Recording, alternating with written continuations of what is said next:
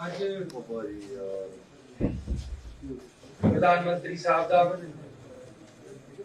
दौरा सी पंजाब का, उन्होंने फिरोजपुर दे विच आना सी, कुछ उद्घाटन ते नाल उन्होंने एक पोलिटिकल रैली भी करनी सी।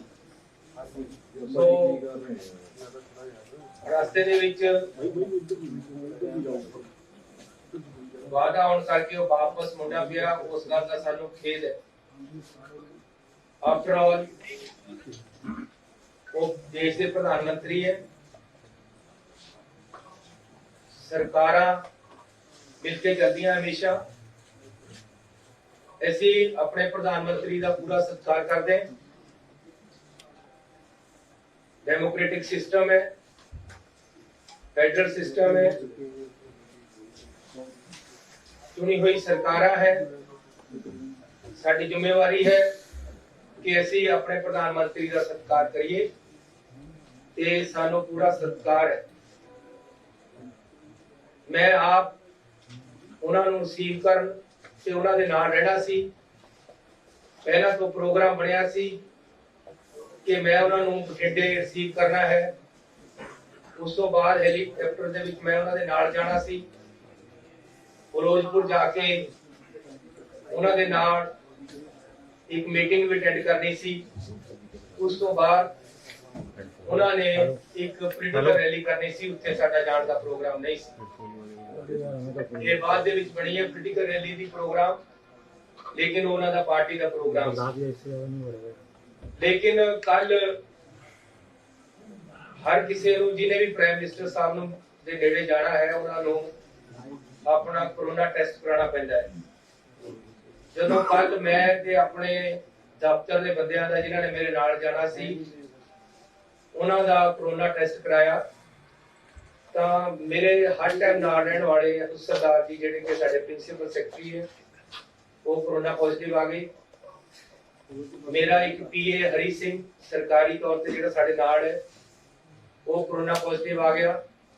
ਇਸ ਕਰਕੇ ਮੈਂ ਆਪਣੀ ਜ਼ਿੰਮੇਵਾਰੀ ਸਮਝੀ कि मैनू इस हालत दे विच जाना चाहिए कि नहीं जाना चाहिए, क्योंकि वो मेरे इन टच है।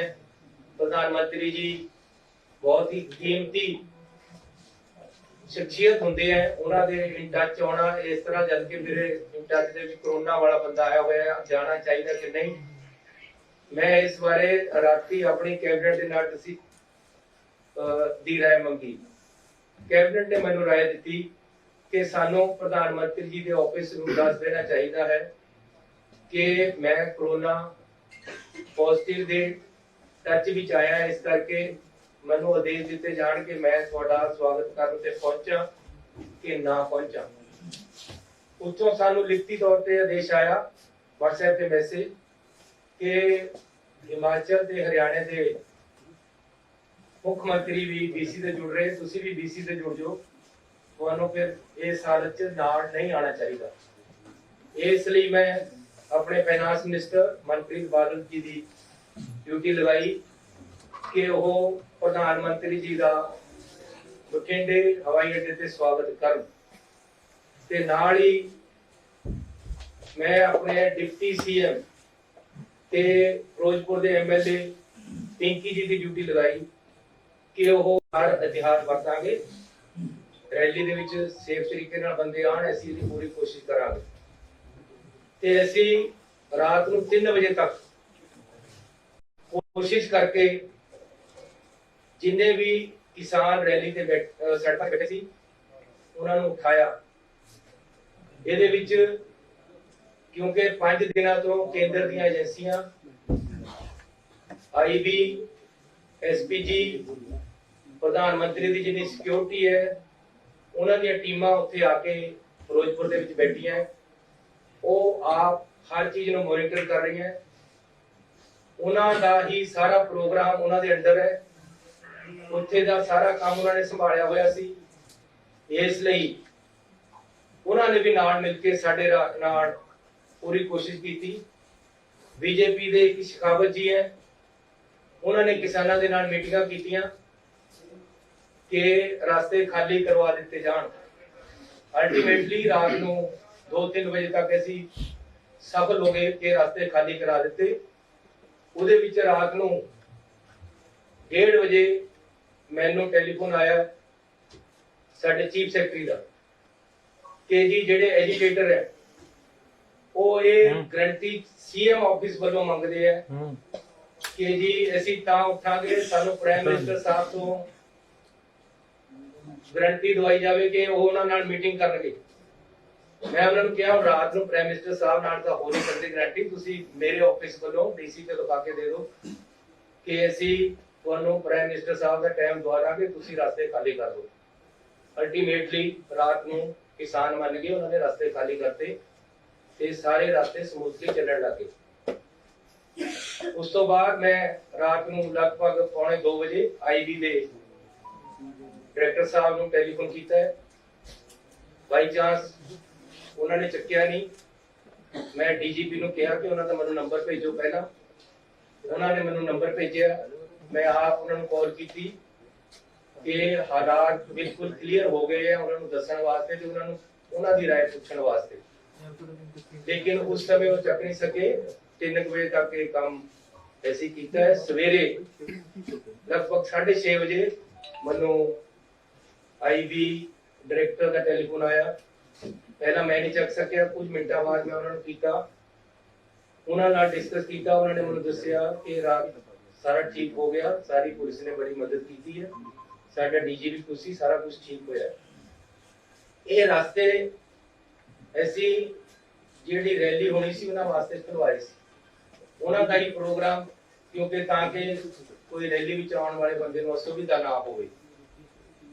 ਅਸੀਂ ਜਿਹੜੇ ਕਿਸਾਨ ਐਜੀਟੇਸ਼ਨ ਕਰ ਰਹੇ ਸੀ ਉਹਨਾਂ ਨੂੰ ਇਹ ਭਰੋਸਾ ਦੇ ਦਿੱਤਾ ਸੀ ਕਿ ਆਪ ਜੀ ਨੂੰ ਸਾਰਿਆਂ ਨੂੰ, ਤੁਹਾਡੇ ਲੀਡਰਾਂ ਨੂੰ, ਉਹਨਾਂ ਵਿੱਚੋਂ ਅਸੀਂ ਪ੍ਰਾਈਮ ਮਿਨਿਸਟਰ ਸਾਹਿਬ ਤੋਂ ਮੀਟਿੰਗ ਦਾ ਟਾਈਮ ਦਵਾ ਦਾਂਗੇ। ਇਸ ਗੱਲ ਤੇ ਸਹਿਮਤੀ ਹੋ ਗਈ ਸੀ, ਕੋਈ ਉੱਥੇ ਐਜੀਟੇਸ਼ਨ ਰਿਹਾ ਨਹੀਂ ਸੀ।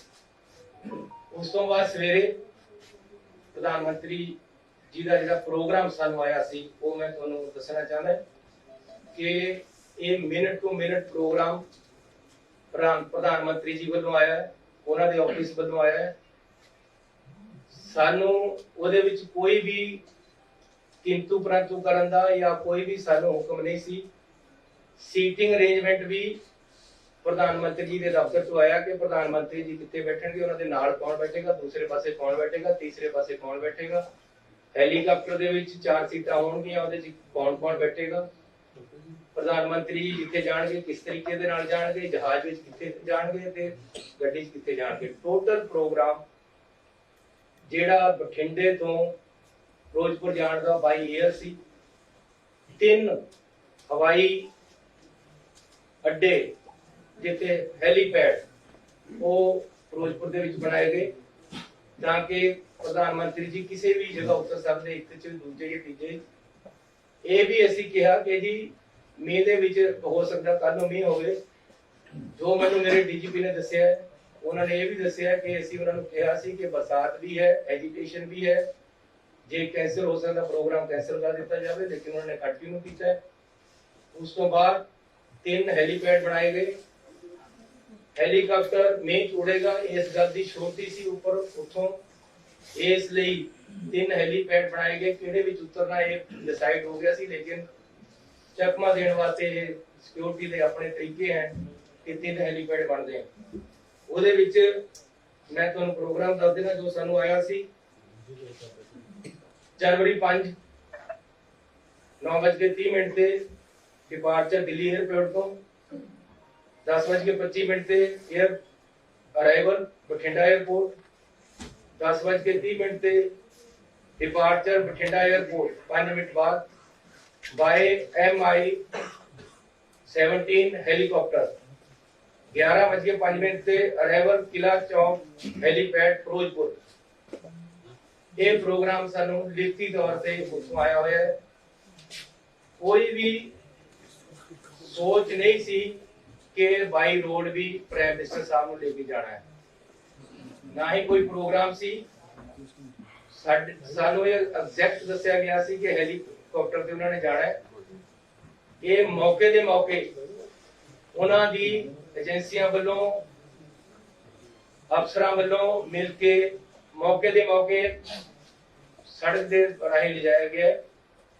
रास्ते दे विच अचानक कुछ एजिटेटर अजे पता लगना कि कौन बंदे सी आके बैठे हैं उन्होंने, लेकिन उन्होंने तक तो काफी पीछे प्राइम मिनिस्टर साहब दी गड्डियां नूं रोक के साडे अफसरां ने रिक्वेस्ट की है कि अगे एजिटेशन वाले बंदे कुछ आके ट्रालियां खड़ियां कर लिया उन्होंने, आपां नूं बेहतर है कि वापस जाके कोई और अल्टरनेटिव रास्ता या हेलीपैड से चलिए आप वापस जाना चाहिए। किसी तरह भी कोई अटैक वाली या प्रधानमंत्री जी नूं खतरे वाली गल, सिक्योरिटी लैप्स वाली गल नहीं हुई है।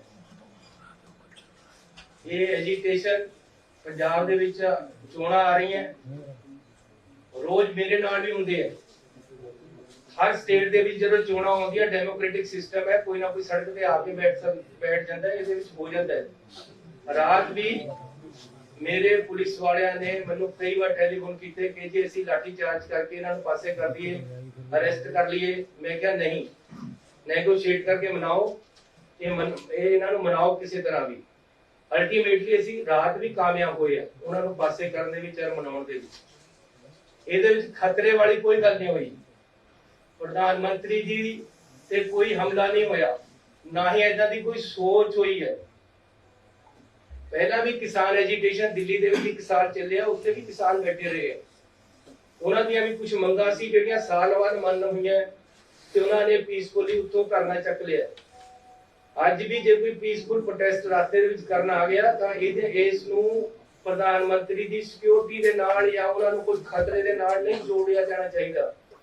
ये बिल्कुल गलत है कि प्रधानमंत्री जी जब पंजाब में आए तो उनकी सिक्योरिटी लैप्सेस दिखाकर उनको खतरे के साथ कोई जोड़ा जा रहा है।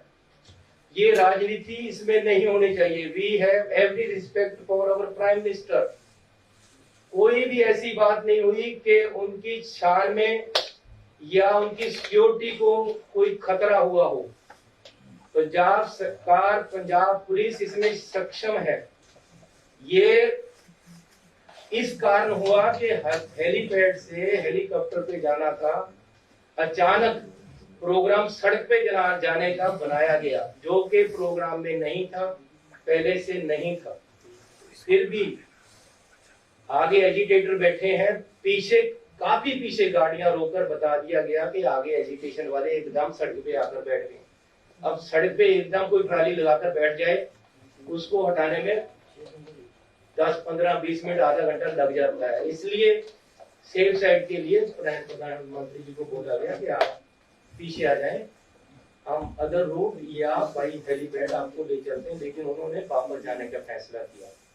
तो मैं पंजाब सरकार की तरफ से आपको क्लियर करने आया हूँ कि इसमें किसी भी तरह का कोई खतरे वाली बात नहीं थी, ना ही हुई है।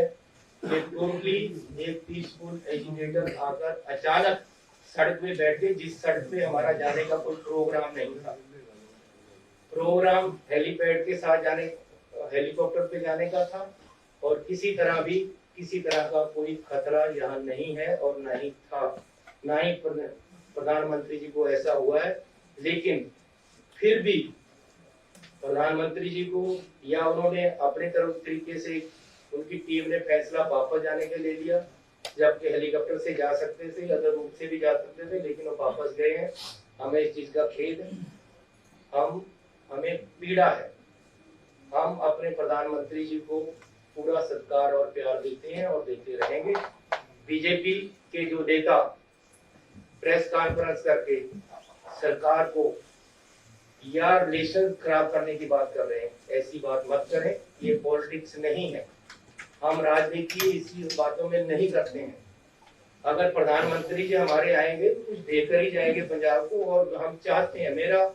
मेरा लेक्चर तैयार पड़ा था, मैं बीसी पे इंतजार कर रहा था उनको बोलने के लिए कि प्रधानमंत्री जी ने आना है। मैंने 100 कुछ सोचा था उनको जी आया कहने के लिए, उनको वेलकम करने के लिए। मैंने 100 कुछ सोचा था उनसे मांगने के लिए पंजाब के लिए। हमारी ऐसी सोच नहीं है। अगर ये कोई बीजेपी का नेता अगर ऐसी बात करता है, ये राजनीति है, राजनीति मत करें। किसान एजिटेशन पे है, आज से नहीं है, 1 साल से है। किसानों की कुछ डिमांडें हैं। मैं अपने पंजाब के लोगों पे गोलियां या लाठियां नहीं चलाने वाला। प्यार से मैंने पूरी रात लगाकर उनको सड़क से उठाया और वो मोटिवेट होकर मेरी बात मानकर या सरकार की बात मानकर बीजेपी के नेताओं की बात मानकर प्रधानमंत्री से मिलने के आश्वासन के बाद उठ गए थे। उसके बाद कोई एजिटेशन नहीं था। इस रोड पे हमारा रूट प्लान नहीं था। अचानक कुछ लोग आकर बैठ गए हैं और उनको उठाया प्यार से जा सकता था। कोई किसी तरह का खतरा या हमला नहीं हुआ है। तो फिर भी जो सिक्योरिटी लैप्सेस हुए हैं, अगर ये है तो हम इसकी इंक्वायरी भी कराने के लिए तैयार हैं और कराएंगे।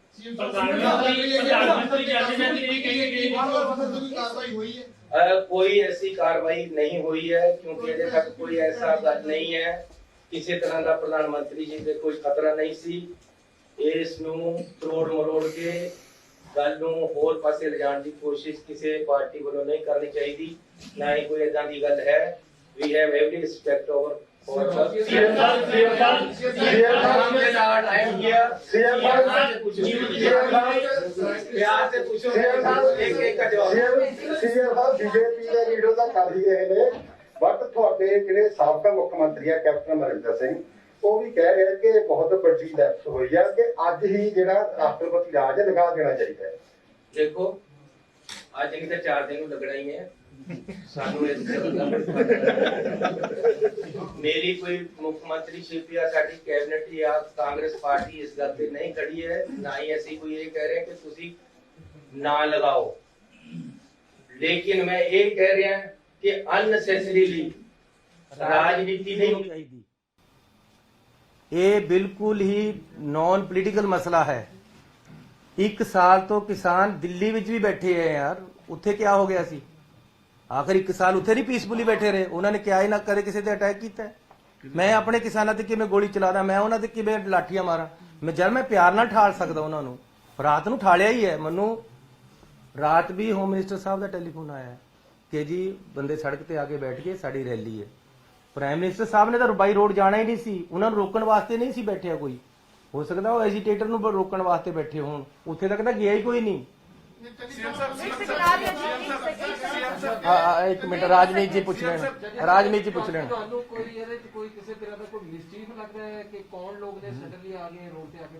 यार कोई ऐसी गल नहीं है। किसानां दीयां डिमांडां अजे कुछ खड़ियां हैं, इस करके वो रात मैनू अज तो 15 दिन पहला होम मिनिस्टर साहब का टेलीफोन आया, चन्नी जी वो लोग किसान रेलवे लाइन को रोककर बैठे हैं, आप उनको हटाओ। जम्मू कश्मीर और यहाँ कोल आने की प्रॉब्लम है।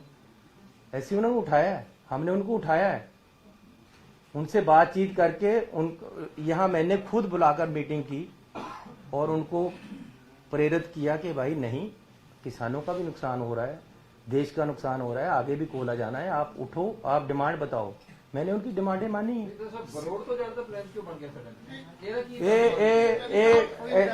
ऐसी नहीं ये फैसला लिया, ये फैसला प्राइम मिनिस्टर ऑफिस का सी, रोड तो जाण दा। उन्होंने शायद हेलीकॉप्टर वालिया ने कहा होवे कि बारिश ज्यादा है या मौसम ज्यादा खराब हो गया, इस करके रोड चले गया। अदरवाइज ये कोई सिक्योरिटी लैप्स वाली गल नहीं, कोई किसी तरह का खतरा नहीं सी। बठिंडा एयरपोर्ट से किहड़े पंजाब के ऑफिसर सन जिन्होंने प्राइम मिनिस्टर नरेंद्र मोदी साहब कह गए कि सीएम साहब नूं थैंक्स कर देना कि मैं अपनी जान बचा के गया। की साजिश हो सकती कि पंजाब नूं बदनाम करके साडे प्रधानमंत्री दी जान नूं एक सुन पीएम ऑफिस नूं जां प्राइम मिनिस्टर साहब नूं रिक्वेस्ट करो कि क्लैरीफाइड करन कि 3 करोड़ लोकां नूं तुसीं एक झटके दे नाल बदनाम करके कि मेरी जान नूं खतरा हैगा। तुहाडे ऑफिसर कौन सी उत्थे मौके ते जिन्हां नूं कह के गए ने?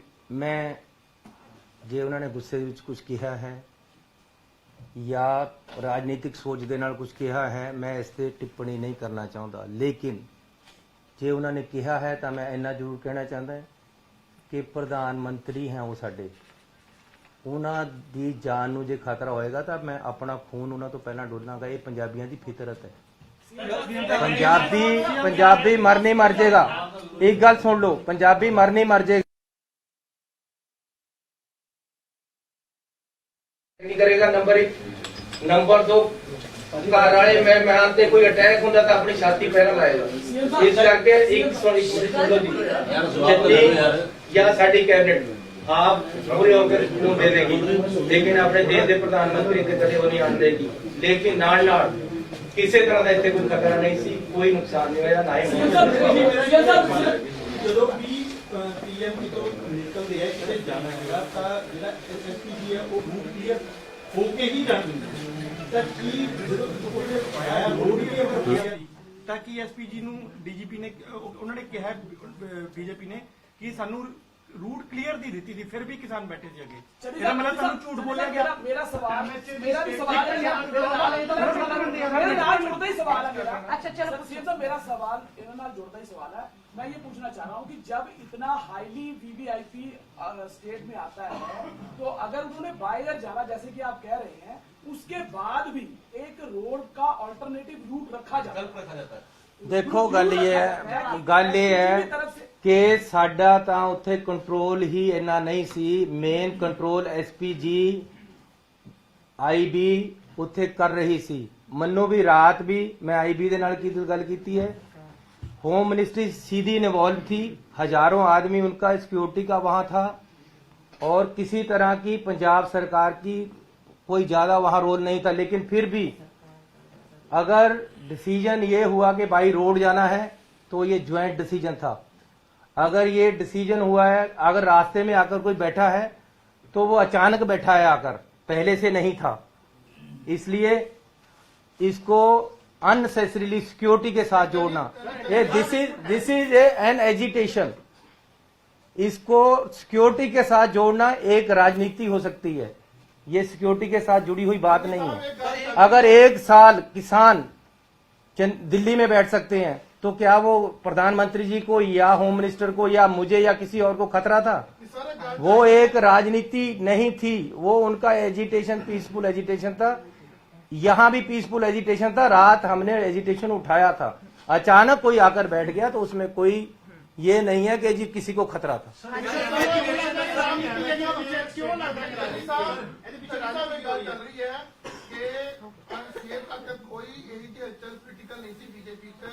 अचानक जो गैदरिंग देखते हुए या गैदरिंग ही हुई और अचानक एक कई चीजों देखने तो बाद बीजेपी ਨੂੰ ਕੀਤਾ ਗਿਆ ਅਕਸਰ ਇਹ ਆਰੋਪ ਜਿਹੜੇ ਲਗਾਏ ਜਾ ਰਹੇ ਨੇ।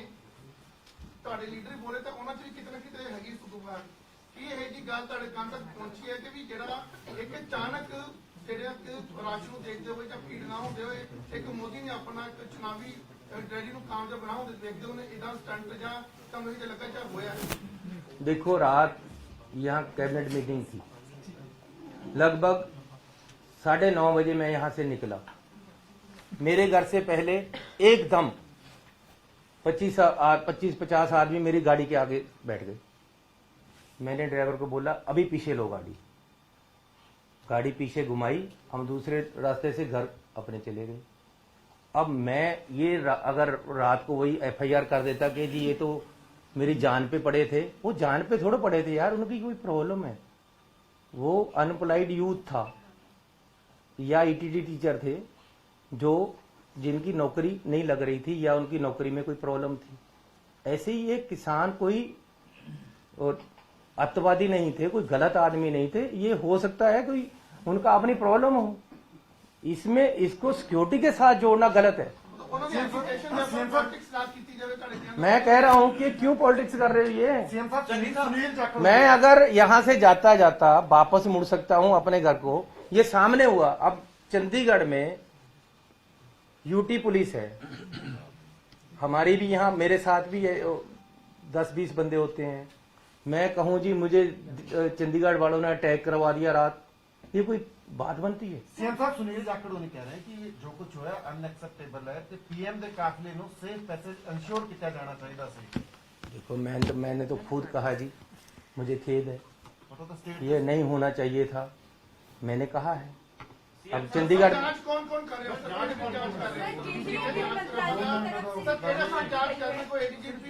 और होता है होने ऐसी बंदे लगामा हरियाणा मुख्यमंत्री से बात हुई, उन्होंने कहा भाई चंद्री साहब को मुख्यमंत्री रहने का कोई अधिकार नहीं है।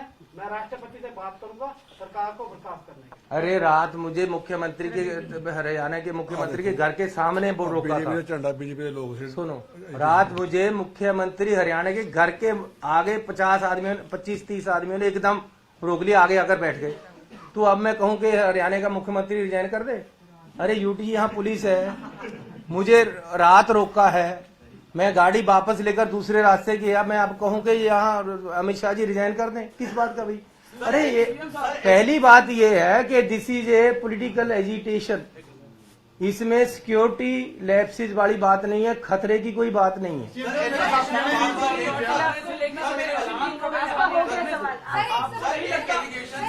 केंद्रीय मंत्रालय की तरफ से आपसे रिपोर्ट मांगी गई है, क्या जांच पड़ताल की जाएगी इस पूरे? क्यों नहीं की जाएगी जी? कि अगर कोई बात हुई है तो जांच पड़ताल करेंगे। सीएम साहब जिस तरह मेरे साथियों ने पूछा आखिर पूरे घटनाक्रम के पीछे ਤੁਹਾਨੂੰ ਕੀ ਲੱਗਦਾ क्यों ये पूरा सीन है ਜਿਹੜਾ अरे इसमें ਇਹ ਲੱਸੀ ਨੂੰ ਜਿੰਨਾ ਮਰਜ਼ੀ ਰਿੜਕੀ ਜਾਓ, ਇਹਦੇ 'ਚ ਕੁਝ ਨਹੀਂ ਹੈ। ਗੱਲ ਸਿਰਫ ਇੰਨੀ ਹੈ ਕਿ ਪ੍ਰਧਾਨ ਮੰਤਰੀ ਜੀ ਆ ਰਹੇ, ਉਹਨਾਂ ਨੇ ਉੱਥੇ ਰੈਲੀ ਕਰਨੀ ਸੀ, किसाना ने रैली नु रोकने वास्ते आले दाले बंदे लगा दिए। 1 मिनट यार, इतनी मैं जाऊंगा नहीं कहीं। हमने उन बंदे को उठा दिया, सबको रात को उनको मना लिया, यार ना करो ऐसे। अब 70,000 कुर्सी लगी हुई, 700 बंदा वहां पहुंचा, मैं क्या करूं यार?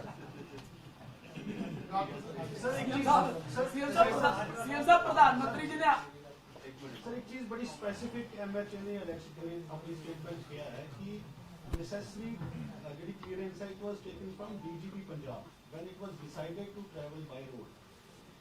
क्या DGP पंजाब ने वो necessary ਜਿਹੜੀ clearance ਉਹ ਕੀਤੀ ਸੀਗੀ? ਕਿਉਂਕਿ ਸਰ ਤੁਸੀਂ ਤਾਂ ਕਹਿ ਰਹੇ ਹੋ ਕਿ ਅਚਾਨਕ ਹੋ ਗਿਆ, ਲੇਕਿਨ ਪ੍ਰਾਈਮ ਮਿਨਿਸਟਰ ਦਾ ਵੀ ਪ੍ਰੋਟੋਕਾਲ ਹੁੰਦਾ ਹੈ। ਹਰ ਚੀਜ਼ਾਂ ट्रैवल करना, ਉਹਦਾ ਐਸਪੀਜੀ ਦਾ ਆਪਣਾ ਰੋਲ ਹੈ, ਯੂ ਬੁੱਕ ਦਾ ਆਪਣਾ ਰੋਲ ਹੈ, ਪੁਲਿਸ ਦਾ ਆਪਣਾ ਰੋਲ ਹੈ। ਕਿ ਡੀਜੀਪੀ ਨੇ ਕਲੀਅਰੈਂਸ ਦਿੱਤੀ ਸੀ?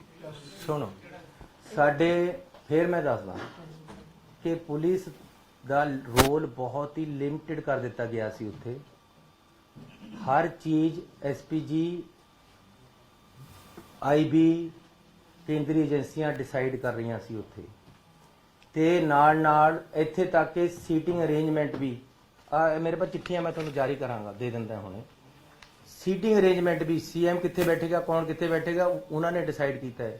रैली का वेन्यू उन्होंने डिसाइड किया, जिथे सानू जाण दी आग्या नहीं सी, दूसरे पासे भी उन्होंने डिसाइड किया है। हैलीकाप्टर च कौन बैठेगा, कौन नहीं बैठेगा, ये भी उन्होंने डिसाइड किया है। जेड़ा बाई रोड जाण दा, ये भी उन्हों का ज्वाइंट डिसीजन है। साडा पुलिस अफसर भी हो सकते उहदे विच, लेकिन ज्वाइंट डिसीजन है। इहदे विच ये मेरी गल सुनो, तुसीं जिन्ना मर्जी कर लो, एजीटेटर आके 5 मिनट ਲਈ सड़क ਦੇ ਵਿੱਚ ਇੱਕਦਮ आके बैठ के तुसीं क्या करोगे? ਤੁਹਾਨੂੰ ਇਹੀ ਕਹਿਣਾ ਪਏਗਾ ਠੀਕ ਹੈ ਜੀ ਅਲਟਰਨੇਟਿਵ ਰੂਟ ਲੈ ਲੈਂਦੇ ਆ, ਜਾਂ ਆਪਾਂ 10 ਮਿੰਟ ਇੱਥੇ ਰੁਕ ਜਾਂਦੇ, ਅਸੀਂ ਉਹਨਾਂ ਨੂੰ ਅੱਗੇ ਪਾਸੇ ਕਰ ਦਈਏ। ਇਸ ਤੇ ਜ਼ਿਆਦਾ ਕੁਝ ਵੀ ਗੱਲ ਨਹੀਂ ਹੈ। ਜੀ ਸਰ, ਮੇਰਾ ਦੁਬਾਰਾ ਸਵਾਲ ਹੈ, ਕਾਈਂਡਲੀ ਪਲੀਜ਼ ਇੱਕ ਪ੍ਰੋਟੈਸਟ ਦੇ ਕਈ ਵੀਡੀਓ ਦੇ ਵਿੱਚ ਨਾ ਬੀਜੇਪੀ ਦਾ ਫਲੈਗ ਦਿਖਿਆ, ਜਿਹੜੇ ਪ੍ਰੋਟੈਸਟਰ ਦੇ ਨਾਰੇ ਲਗਾ ਰਹੇ ਨੇ, ਉਹਦੇ ਬਾਰੇ ਕੁਝ ਆਇਆ ਤੁਹਾਡੇ ਕੋਲ? ਮੈਂ ਅੱਜ ਇਸ ਗੱਲ ਤੇ ਪੋਲਿਟਿਕਸ ਨਹੀਂ ਕਰਨਾ ਚਾਹੁੰਦਾ। ਮੈਂ ਤੁਹਾਨੂੰ ਉੱਥੇ ਰੈਲੀ ਦੇ ਵਿੱਚ ਇਕੱਠ ਨਹੀਂ ਹੋਇਆ, ਇਹ ਵੀ ਇੱਕ ਕਾਰਨ ਹੋ ਸਕਦਾ, ਕਿਹਾ ਨਹੀਂ। ਮੈਂ ਤੁਹਾਨੂੰ ਨਹੀਂ ਕਹਿੰਦਾ ਕਿ ਜੀ ਉੱਥੇ ਝੰਡੇ ਬੀਜੇਪੀ ਦੇ ਆ ਰਹੇ ਸੀ। ਇਹ ਕਿਆ ਇਹਨਾਂ ਗੱਲਾਂ 'ਚ ਪੈ ਕੇ ਰੋ ਰਹੇ? ਅਲਟੀਮੇਟਲੀ ਗੱਲ ਇਹ ਹੈ ਕਿ ਇਹ ਇੱਕ एजिटेशन सीगा, एजिटेशन वाले अगे रुके हुए सी और बीएम साहब को पीछे रोककर बता दिया गया आगे एजिटेशन वाले आ गए हैं, हमें रूट चेंज करना पड़ेगा। उन्होंने वापस जाने का इरादा कर लिया, ये उनका इरादा है, हम नहीं रोक सकते। सीएम साहब मेरा फिर सवाल है, सिक्योरिटी ब्रीच आजकल फैशन हो चुका है, तुम भी कई बार तोड़ के बच्चे चले जाते, प्राइम मिनिस्टर साहब ने कई बार आप तोड़ी है। मेरा कंसर्न यह है कि प्राइम मिनिस्टर ने जो पंजाबियों को डिफेम करके गए ने, उन्होंने मायने की है ने सिक्योरिटी ब्रीच साडे इंडियन पॉलिटिशियन खुद तोड़ देंगे है ने, तुसी भी कई बार तोड़ी है, प्राइम मिनिस्टर साहब ने कभी तोड़ी है, जो ऑफिसर है वो सस्पेंड हो जाता। शायद तो बात पर है, प्राइम मिनिस्टर ने की मायने है जी एडी बड़ी स्टेटमेंट। सर मैं आपकी बात को समझता हूँ, लेकिन मैं बोलता नहीं, अपने अपने अंदाज हैं।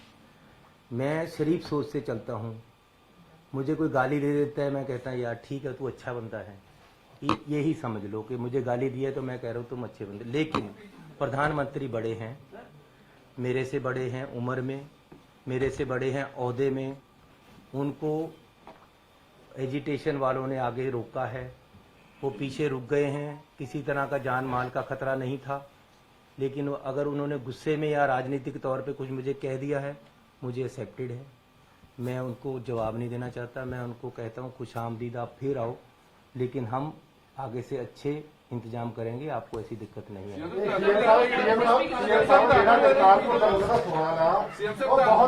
बहुत ਵੱਡਾ ਮੈਨੇ ਰੱਖਦਾ ਜਿਹੜੇ ਭੁੱਲਰ ਸਾਹਿਬ ਬਾਰ-ਬਾਰ ਸਵਾਲ ਖੜੇ ਕਰ ਰਹੇ ਨੇ।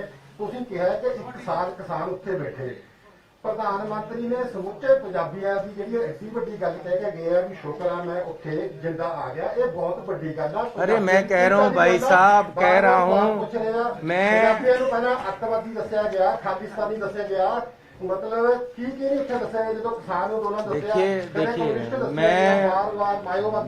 मेरी बात इस करके आज फिर प्रधानमंत्री ने एक 3 करोड़ पंजाबियों की बेइज्जती करके गए ने। इस करके बार-बार जगतारपुर लोग ये गल कह रहे हैं कि तुसी जेह्ड़े मैंने की है ओदे बारे दसो। मेरी बात सुनो, मैं इसके मैंने नहीं निकालना चाहता, मुझे पता है मैंने क्या है, लेकिन निकालना नहीं चाहता। मैं एक जिम्मेवार पोस्ट पे हूँ। मैं होम मिनिस्टर साहब से मिलने गया था, एक ही बार मिलने गया हूँ। मैंने उनको हाथ जोड़कर एक बात कही थी, मैं ये कसम खा के कह सकता हूँ, जो मैं क्या बता रहा हूँ वो सच है कि होम मिनिस्टर साहब, मैं हाथ जोड़कर कहता हूँ, चुनाव आने वाले हैं, कोई मुख्यमंत्री बने, कोई पार्टी जीते, मुझे इससे मतलब नहीं है। ये मैंने कहा था, फिर रिपीट कर रहा हूँ कि होम मिनिस्टर साहब, मैं हाथ जोड़कर कहता हूँ कि चुनाव आ रहे हैं, कोई मुख्यमंत्री बने, कोई पार्टी जीते, इससे मतलब नहीं है। लेकिन एक कृपा करना, एक मैं आपसे रिक्वेस्ट करता हूं कि पंजाब में सद्भावना, आपसी प्यार बना रहे। पंजाब में किसी तरीके से कोई भी गड़बड़ ना हो इलेक्शन में, इसका जरूर ध्यान रखना। ये मैं उनको रिक्वेस्ट करके आया था। अब अगर फिर भी राजनीति होगी तो वो गलत होगा। सर, आप पर भी आरोप लगाए जा रहे हैं। बीजेपी नेता मीनाक्षी लेखी का कहना है कि जब जहां पर रोका गया था प्रधानमंत्री के काफिले को, उस वक्त जेपी नड्डा की तरफ से आपको फोन किया गया, लेकिन आपने उठाया नहीं। क्या आपको कोई फोन आया? देखो, मुझे कोई टेलीफोन उनका नहीं आया। हाँ, होम मिनिस्टर साहब का टेलीफोन आया था। उन्होंने मुझे कहा कि वहाँ कुछ एजिटेटर आ गए हैं, ये गलत हो गया है, प्रधानमंत्री जी ने वापस आने का निर्णय ले लिया है। मैंने कहा जी इसकी क्या बात है, मैं आपके पास भी आ जाऊंगा और हमारी तरफ से किसी तरह का कोई गलती नहीं हुई है, चेक कर लेते हैं क्या बात। ये मुझे उनका टेलीफोन आया और किसी का टेलीफोन मुझे नहीं आया दिल्ली से। जो मुझे कोई टेलीफोन करता है, मेरे पास टेलीफोन है, मैं उसी समय उठा लेता हूँ, नहीं तो मेरे साथ 2-4 आदमी होते सरकार के, वो मेरी बात करा देते हैं। मेरी होम मिनिस्टर साहब ने भी किसी मेरे साथी ने, मेरे साथ जो IAS थे, उनके टेलीफोन पे बात हुई। गृह मंत्रालय ने कोई एसएसपी विरुद्ध कोई कार्रवाई की है? कादी जी, केंद्रीय गृह मंत्रालय वालों पता लग गया भी ਤੁਹਾਡੇ ਜਿਹੜੇ ਅਫਸਰ ਦੇ ਖਿਲਾਫ ਕੋਈ ਕਾਰਵਾਈ नहीं, ऐसी कोई गल नहीं है। So thank you very much ji. BJP यार हुण आ गल निबेड़ लईए।